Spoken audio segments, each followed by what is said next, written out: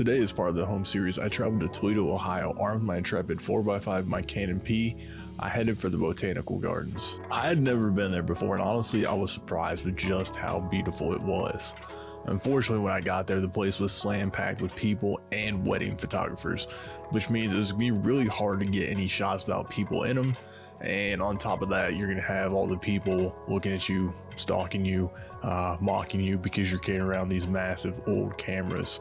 So unfortunately, I didn't get too many 4x5 shots that I was happy with, really none at all, because of the fact that people kept walking in frame and stuff like that. So everything you're going to be seeing on this first part of the video is going to be shot with the Canon P on Silbersalz 35 film.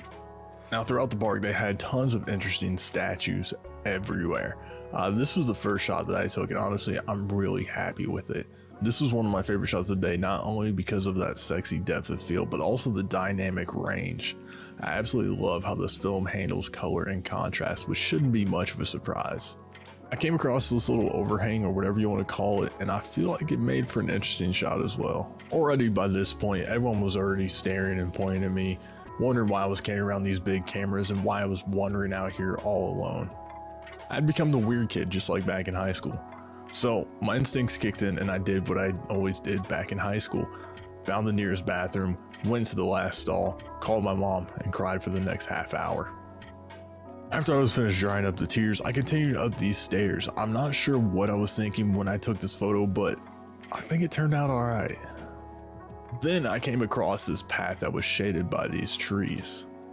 I really wanted to see how this film handled details in the shadows. I gotta say, I was pretty impressed, but then again, I'm not sure why, considering once again, it's just Kodak Vision 3 motion picture film. Now, believe it or not, there were tons of flowers inside of the Botanical Gardens. I know, I was as shocked as you probably are, but what that meant was that it was time for some sexy 1.8 depth of field shots. I absolutely love the way that the depth of field looks, not only on this camera, but also this film. Bokeh like this is what photographers like me have wet dreams about at night. Just when I thought I couldn't get any more aroused, I found the statue that was surrounded by these shrubs. I had to shoot it from every possible angle. This is no doubt my favorite part of the park. I tried to get some good 4x5 shots of the statue, however, people kept walking into my shots mid-exposure. With how expensive 4x5 film is, unfortunately, I had to give up on it, but maybe I'll go back someday. I ran across this little wooden bird that was nestled in this tree and decided to shoot it once again at 1.8. Shooting upwards towards the sky, I was really afraid that I was going to have the image all blown out, but it turned out pretty good and we lived to shoot another frame. After hanging out with the bird for a little bit, I decided to go hang out with my grandmas, who were hanging out with the statue that depicted the day that they sent me off to school wearing one of the old dresses. After that, I decided to head for downtown. Before it got dark out, I found this old church downtown. I decided to stop and take a couple shots of my Inrepid and my Canon P.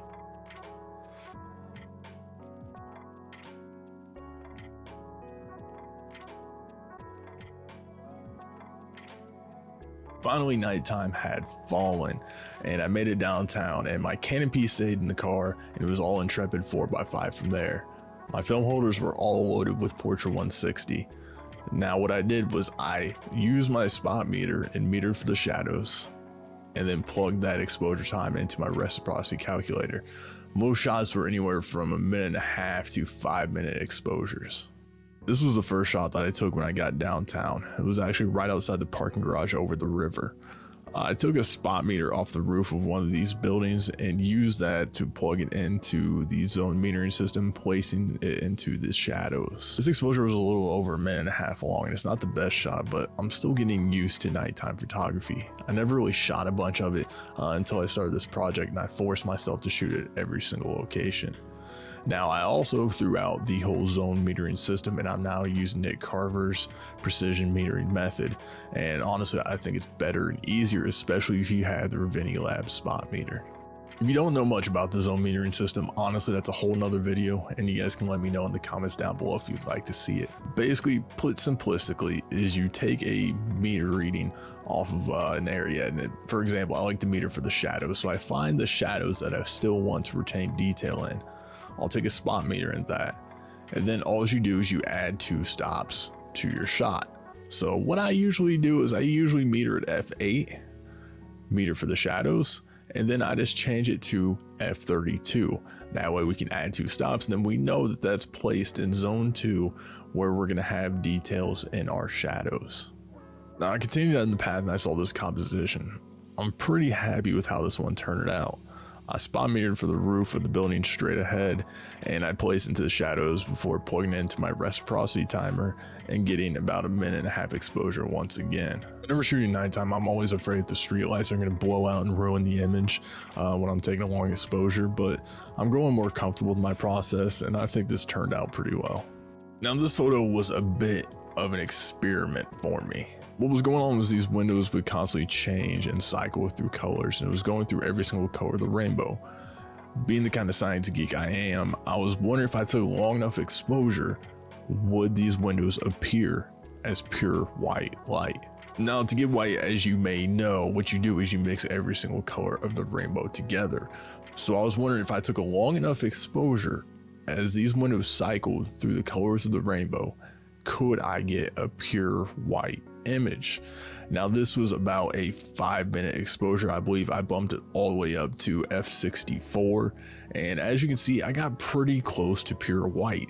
There's a little bit of pink in it, but in all honesty, I'm pretty happy with how this turned out. I'm gonna throw out the image and it's never gonna get used ever, but it was really just kind of an experiment for myself to see if a long enough exposure on film would make that white. This shot right here is just a closer up version from what you had saw previously. There was this little overhang that overlooked the streets with the lights and buildings below, and I thought it was pretty cool. Once again, I metered off the Fifth Third bank in the background, metered for the shadows, put in its own metering system, yada yada. The only complaint that I have in this image is that the sign on the left was blown out a little bit, but I guess some people would say that this just kind of adds character to the piece. Now this next image is undoubtedly my favorite shot of the night. This was right outside the parking garage, and when I got there I knew I had to get it, but there was way too much traffic at the time. So I ended up coming back about 1:30 in the morning to get it. I once again metered for the shadows, and I really like the way that this turned out. I also love how the neon sign reflects off this light post and kind of gives it more character. The shadows and highlights held up really well. Nothing was blown out.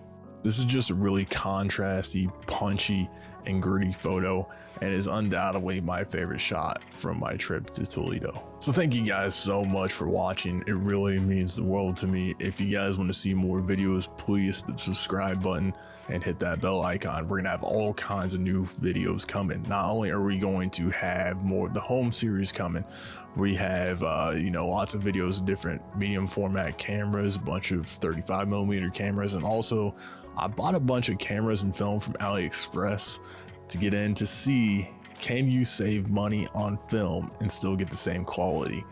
My guess coming from AliExpress is no, probably not. So thank you guys for watching once again. I hope to see you all next time. And remember, keep shooting, developing, and never quit chasing your happiness.